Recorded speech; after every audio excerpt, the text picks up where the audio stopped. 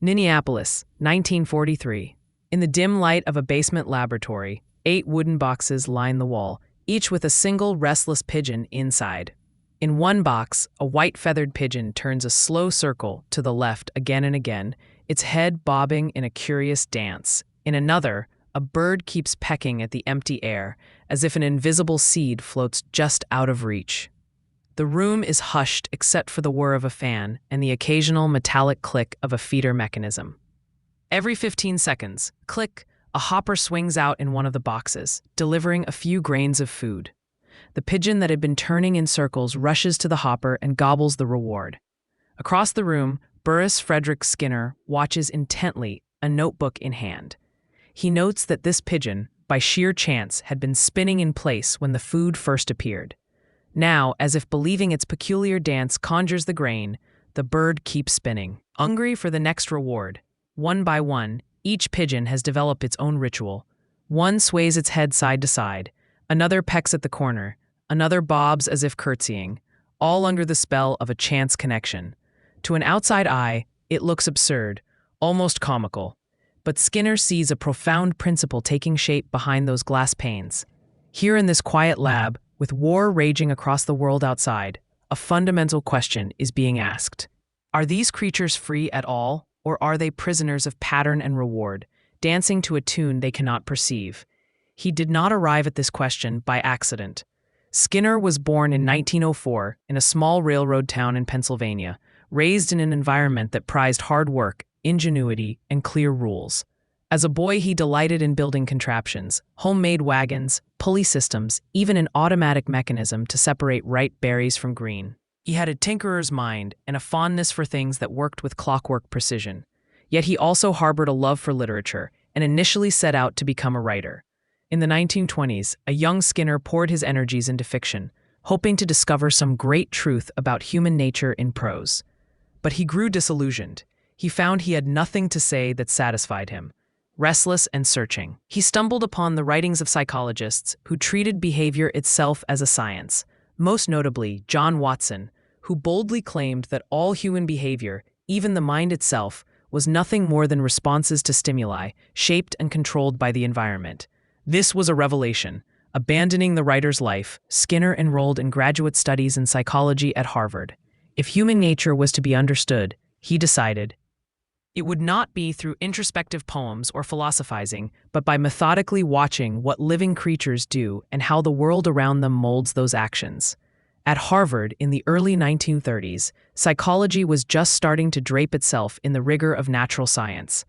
Building on the work of Ivan Pavlov, who had famously conditioned dogs to salivate at the sound of a bell, researchers were beginning to map the laws of learning. Skinner immersed himself in this effort. He had a keen sense for apparatus and measurement. In a small room bristling with wires and levers, he designed a new kind of experimental setup, a soundproof box with a lever or a key an animal could press, a device to dispense food, and a cumulative recorder that inscribed the animal's responses as an inked line crawling across paper. With this invention, later simply called the Skinner box, he set out to probe how animals learn new actions. Where Pavlov's dogs had shown how reflexes could be conditioned by pairing stimuli, bell with food, Skinner was interested in a different kind of learning, one that hadn't been systematically studied before. How an animal comes to perform voluntary actions, like pressing a lever or pecking a disc, and how those actions are shaped by their consequences. In experiment after experiment with rats and later pigeons, Skinner discovered something both simple and staggering. When a hungry rat in the box happened to press the lever and a pellet of food dropped in, the rat would eat and then gradually press the lever more and more often. The consequence, the food reward, strengthened the behavior that preceded it. This was different from a reflex. It was as if the animal was learning what works and repeating it. Skinner named this process operant conditioning, to signify that the animal operates on its environment and, depending on the outcome, either repeats the action or abandons it. If a behavior is followed by a satisfying result, it is reinforced and likely to occur again. If it leads to no reward or a negative outcome, it fades away. Over time, complex chains of behavior could be built by reinforcing successive small steps, a method Skinner called shaping. An animal could learn to approach the lever, then touch it, then press it, all by rewarding each incremental movement in the right direction. What had once required chance or intuition could now be achieved by design, with timing and patience. Behavior, Skinner was showing, could be engineered. He tested the limits of these principles with a kind of playful rigor. Could a pigeon be taught to peck a target in order to receive food? Yes, easily. He had pigeons pecking at little discs whenever a light came on, and stopping when it went off. Could they learn to distinguish between different colors or shapes for a reward? Yes, they could peck only when a red light shone and refrain when a green light appeared, showing they could discriminate cues for reward. Could two pigeons be taught to play a simplified ping pong, batting a ball back and forth for bits of grain? Astonishingly, yes, Skinner demonstrated exactly that at a scientific exhibit, delighting onlookers with what careful reinforcement could achieve. In one imaginative wartime project, he even trained pigeons to become living guidance systems for missiles, pecking at an image of a target to steer a bomb toward it. The project never saw combat use, but the very attempt showed how far Skinner was willing to push the idea that learned behavior could replace expensive machinery. To him, a pigeon was not just a creature with a tiny mind. It was an organic robot that could be programmed through rewards to perform astonishingly precise tasks. By 1938, Skinner had compiled his findings and theories in a book titled The Behavior of Organisms. In it, he laid out a vision of psychology as a science of behavior with no need to refer to mysterious internal mental states. The book described the difference between Pavlovian conditioning, which he called respondent conditioning, and the new terrain he was mapping, operant conditioning. It also hinted at the broader implications. Perhaps all behavior, human as well as animal, followed these laws of reinforcement. Published at the cusp of World War II, the work initially made only modest ripples, but as the war ended and psychology boomed in the mid-20th century, Skinner's ideas found a powerful current. In the United States especially, a generation of psychologists, eager to establish their field as rigorously scientific, gravitated toward behaviorism. The approach that treated behavior as the only valid subject of psychology and shunned unobservable notions like mind or will as relics of unscientific thinking. In the vanguard of this movement, Skinner became both influential and controversial, a figure embodying the new tough-minded empiricism, who at the same time raised disquieting questions about human freedom and dignity. Skinner's laboratory success with rats and pigeons convinced him that the differences between these creatures and ourselves were of degree, not kind. Yes, humans are more complex, our behaviors more elaborate, but fundamentally, he argued, we learn in the same way, through the consequences of our actions. What we call free will, in his view, is an illusion, albeit a convincing one. A person feels free when they do not sense the influences acting upon them. But every action, he would say, has causes if we look closely enough. Our genetic endowment, our upbringing, the rewards and punishments that have sculpted our habits since childhood. If one could know all those variables, one could, in principle, predict and control behavior as reliably as an engineer controls a machine. To many, this sounded like a frightening reduction of human beings to clockwork automatons. But to Skinner, acknowledging the programmed nature of behavior was liberating in a different sense. It meant we could change the contingencies and thus change the behavior for the better. We need not blame people for being bad or morally failing. Instead, we could fix the environment that produced the undesirable behavior. Give me a child and I'll shape him into anything, one early behaviorist had boasted. Skinner almost took this literally. He believed that with proper use of reinforcement, children could be guided to become creative, kind, productive, whatever we chose within the bounds of their physical abilities, and he was keen to prove it, not just in theory, but in practice. In the late 1940s, after moving on to faculty positions and continuing his research, Skinner turned to the wider canvas of society. The war's end had left many questioning how humanity might build a more peaceful, just world. Skinner's answer was characteristically concrete: engineer society through behavioral principles. In 1948, he published a novel called Walden 2, imagining a utopian community run on the principles of positive reinforcement. In this fictional community, children were raised communally and trained from birth with kindness and consistency to be cooperative and curious. Work was organized, so that tasks were intrinsically rewarding or made pleasant through social praise. There were no harsh punishments. Undesirable behaviors were corrected by calmly adjusting the conditions and reinforcements. The citizens of Walden II led productive, creative lives, free from the scourges of jealousy, aggression, and competition. At least, that was the vision. The novel's characters debate whether such a life is fulfilling or whether it robs people of something essential: freedom, individual achievement, the dignity of overcoming adversity. Skinner, through his spokesman in the novel, argued that what people call freedom is often the freedom to be miserable, to be controlled by negative practices. Better to surrender the illusion of freedom and knowingly embrace a benevolent technology of behavior that would actually deliver what people need: food, shelter, meaningful work, harmonious relationships.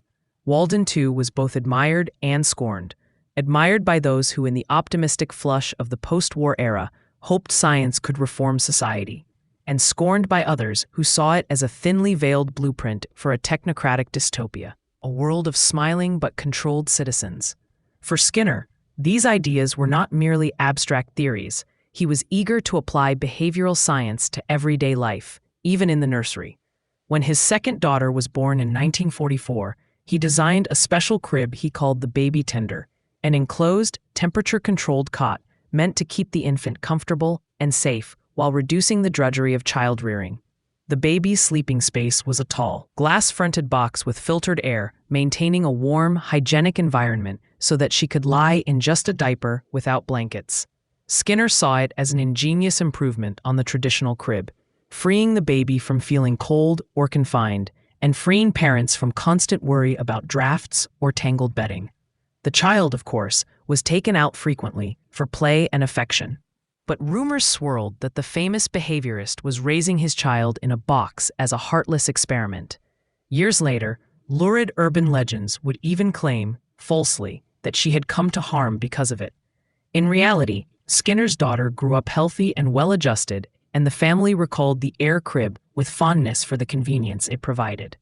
But the public reaction laid bare how deeply Skinner's philosophy troubled people. The notion of engineering a child's environment so directly, however benevolently, touched a nerve. To many, it seemed to confirm their fears. Was this scientist trying to take the warmth and spontaneity out of human life and replace it with a clinical apparatus? Skinner, bemused by the controversy, defended his intentions as humanitarian. But the baby tender episode foreshadowed the pushback he would face as he carried his ideas from the lab into the fabric of human life itself. As decades passed, Skinner became perhaps the most famous psychologist of the 20th century, and certainly the most contentious. By the 1950s and 1960s, behavior modification based on his ideas was being applied widely. Therapists used token economies, systems of rewards, to encourage good behavior in psychiatric hospitals and schools. Teachers designed programmed instruction, breaking learning into small steps with feedback and reinforcement, an educational innovation Skinner championed. Parents read popular articles on how to raise children with attention to positive reinforcement rather than punishment. Animal trainers in circuses and zoos applied operant conditioning to teach elephants to lift feet or pigeons to play ping pong, often directly citing Skinner's work. It seemed there was no domain of life where these ideas could not reach. And yet, at the same time, a growing chorus of voices pushed back against the exclusively behavioral view of humanity. Noam Chomsky, a brilliant linguist, published a scathing review of Skinner's attempt to explain language through conditioning, arguing that children say novel, creative things that they could never have simply been reinforced for in the past. The mind, Chomsky insisted, had structures and rules that behaviorism could not see. Cognitive psychologists began to study memory, perception, and thought using rigorous experiments, treating the mind as an information processing system, a kind of complex machine in its own right, but one that needed to be understood on its own terms, not only via behavior. At the same time, humanistic psychologists like Carl Rogers and Abraham Maslow, Skinner's own contemporaries, though philosophical opposites, argued that psychology had to account for internal experience, free will, and personal meaning, qualities that made us human. The grand pendulum of psychology was swinging. Behaviorism, once the bold frontier, was increasingly seen by many as too narrow, even dehumanizing. Skinner, ever the unapologetic experimenter, did not retreat. Instead, he doubled down. In 1971, with the world around him embroiled in debates about civil rights, personal liberty, and social upheaval, the 67-year-old Skinner published Beyond Freedom and Dignity. It was an intentionally provocative title for a book that extended the logic of his life's work to society at large. In it, he argued that the cherished ideals of individual freedom and dignity, as traditionally conceived, were actually barriers to a scientific understanding of humans. So long as we insisted that people were free agents, freely choosing their actions, we would refuse to see how they are in fact controlled by environments, and thereby lose the chance to control those environments wisely. So long as we placed absolute value on personal autonomy and honor, we would shrink from methods that might change people for the better, seeing such intervention as an affront to their dignity. Skinner urged that we must get beyond these outdated notions. We must recognize that environment is the sculptor of behavior and, with that recognition, deliberately design environments through education, laws, cultural practices that reinforce productive, positive behaviors on a large scale. Only then could we tackle issues like war, poverty, and crime effectively. It was, in essence, a manifesto for social engineering by positive reinforcement. The reaction was explosive. Here was a scientist calmly suggesting that freedom itself is a problematic idea and that we should manipulate human behavior for optimal outcomes. To many, this smacked of totalitarianism, or at least an unacceptable reduction of the human spirit. Reviewers accused Skinner of wanting to turn society into a giant pigeon box. Others, however, saw insight. Perhaps, they mused, we already are controlled by our environments in haphazard ways, by advertising, by propaganda, by social pressures, so why not at least use science to make those influences benevolent? Skinner found himself on talk shows, at lecture podiums, facing as many hostile questions as curious ones. He answered all with the same steady, matter-of-fact tone he used in his scientific writing. He was not a zealot foaming at the mouth. He was disarmingly calm, as if describing a simple set of facts. But this calmness itself unsettled people.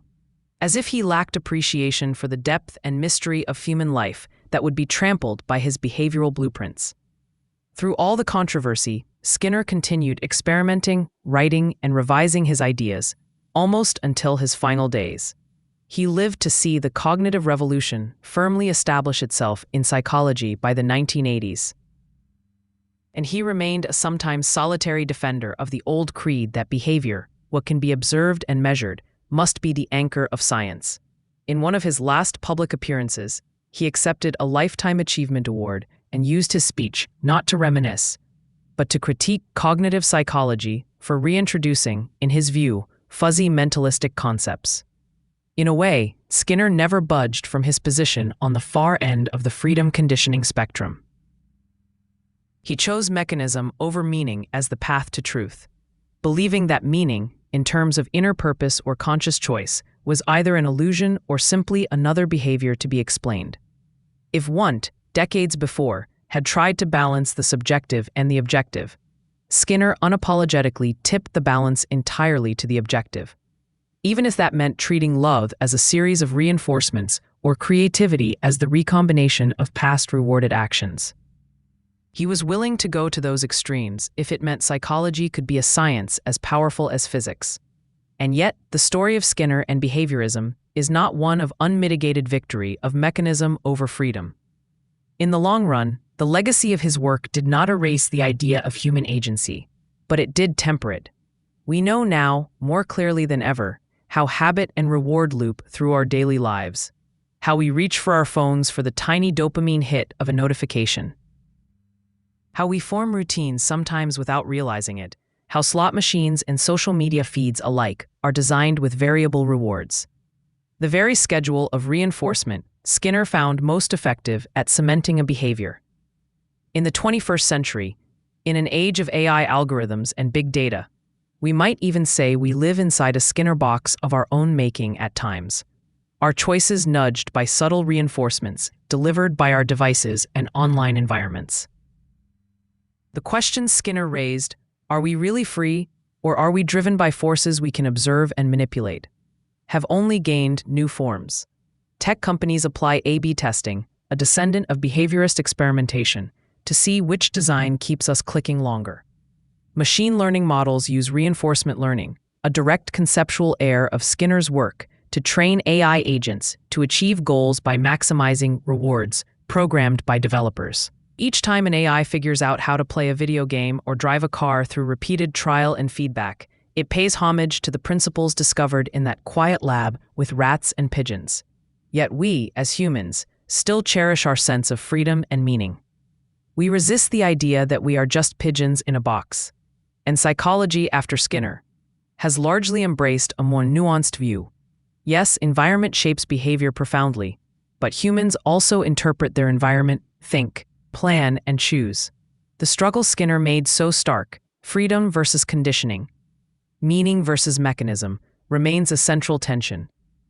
Perhaps the truth lies in a middle way.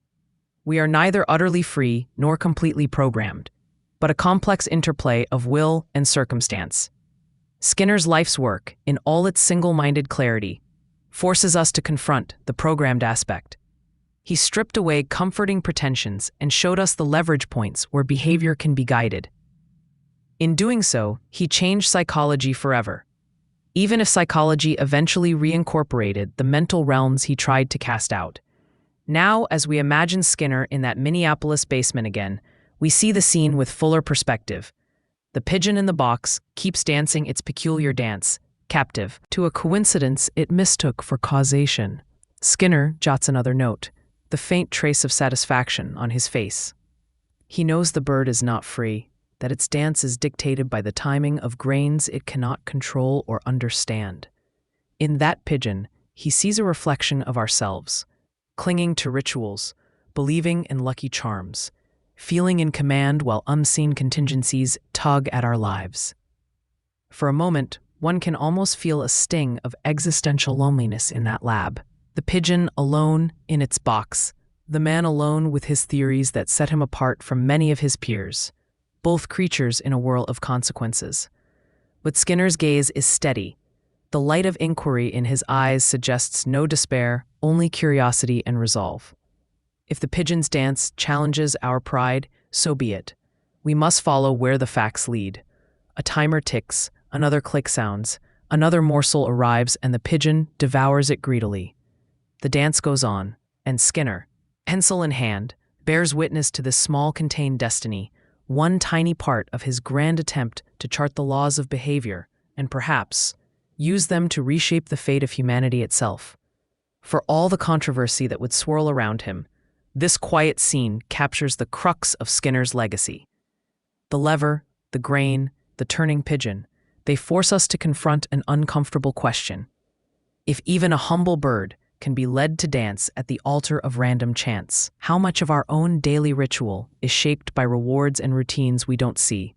Are we truly authors of our lives, or do we too move to the invisible rhythms of conditioning? Skinner offered one bold answer, unsettling to many, yet impossible to ignore. He chose to look unflinchingly at the cords that bind behavior to consequence, believing that by grasping those cords firmly, humanity could guide its own fate with a surer hand. Whether that vision is a promise of liberation or a threat to our cherished idea of free will remains an open question. It lives on in every debate about nature versus nurture, in each new social program that tries to change behavior, and in the code of every algorithm that nudges our choices. In the basement lab, the pigeon's dance goes on, a small, determined ritual that reflects a larger human drama. Skinner continues to watch, pencil in hand, unwavering in his faith that understanding behavior is the key to changing it. And we, standing just outside that box, are left to ponder where freedom ends and conditioning begins.